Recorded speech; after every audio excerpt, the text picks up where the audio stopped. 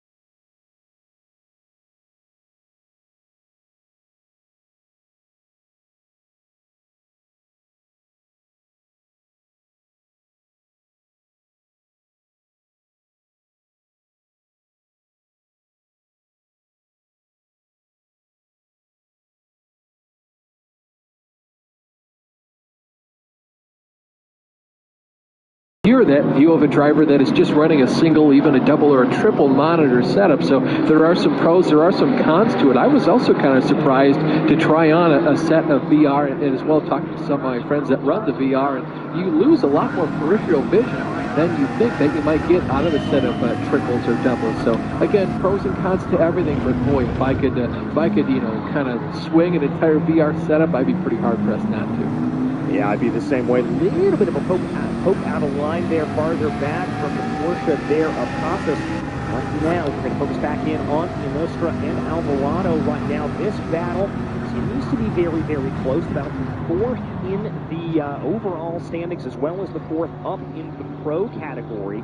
Porsche trying to see if they were able to get a little bit of an advantage. The rear engine, rear-wheel drive base of that Porsche, done for so many years by the German marquis, gives it great launch off of the line. really and truly is all that weight sits over that rear axle. In contrast, the NSX up in front of them, mid-engine design really helps it rotate through the corners. So it's very much design philosophy here that is the difference between these two cars. And isn't that one of the greatest things, too, about this wide racing in the GT3 spec is that you could have two cars with different engineering philosophies behind them racing together in the same class. Oh, big moment there for Instranza. Yeah, you notice where they're catching the curbing down to the inside there on about turn 4, and that was enough to be able to get their way off into the gravel. And that's exactly what's going to happen down through that infield section. It is so easy to just put a tire wrong, and it'll absolutely come back to bite. Thankfully, this isn't like some other circuits where the walls are very close. There's plenty of area for runoff here in the GT7, but that runoff with just the dirt and the gravel, it costs you time.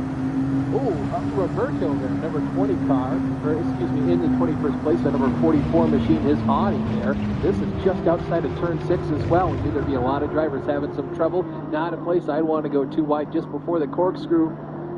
No, not at all, but they're going to sort themselves out there before they get down into it. Roberto and Stefano trying to be able to see if he's able to get a run, but not nearly able to get it at this point.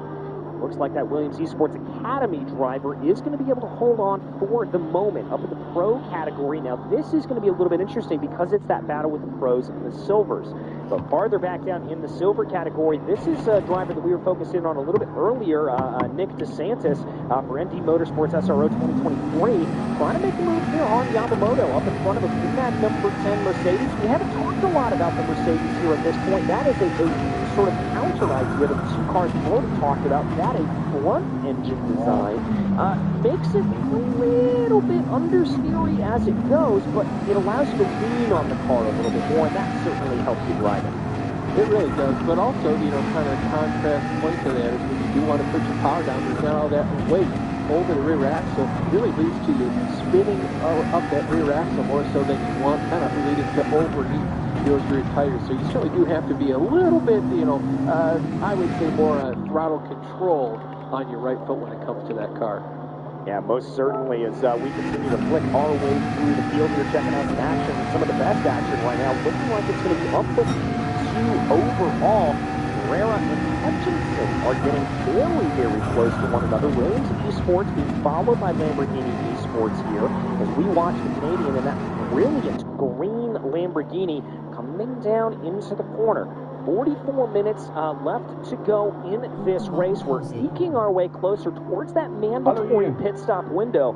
And for these leaders, you know, we were talking about this before the race here, Austin. I think that pit stop window is going to be heavily dictated by when they come up against traffic. Because this 2.2-mile circuit, it's not that long of a track, and we are going to come up against traffic sooner rather than later. I completely agree. You're one of the drivers I'm going to say within the top 10. You have a lot more of that clean air upper in front of your cars. You can see on the bottom of your screen race control. Again, incident between car 787 and 72 on lap 1 or the 72 machine. And between the 43 and the 177 car in lap 1 for 5-second penalty to car 177. We'll see if there are any more updates in that race control box on the bottom of your screen. Yeah, that's like the DJ.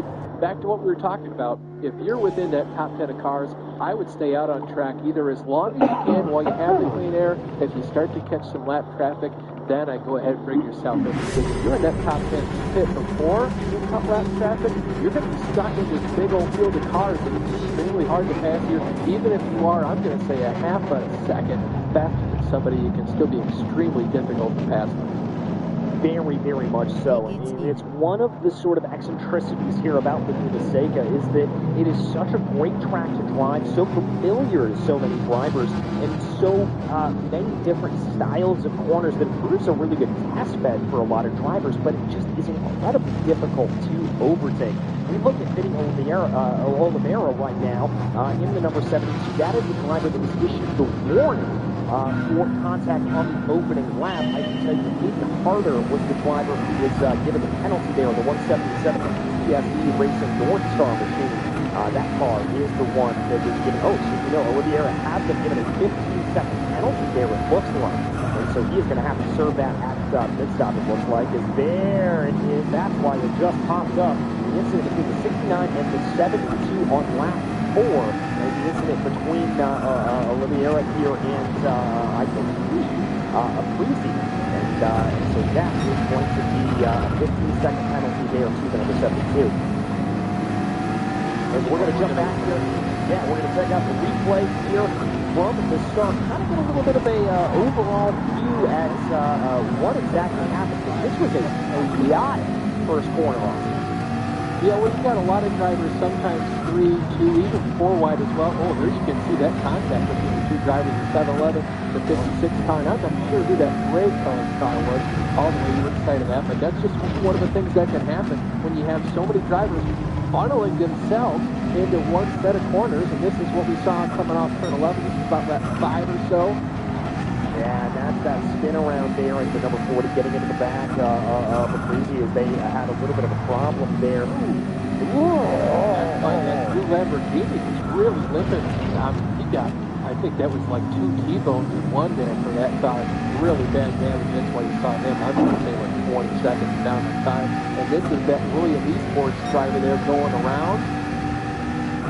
Yeah, you can see there just picking up that little bit of understeer as a result of, frankly, snap oversteer coming through turn 6.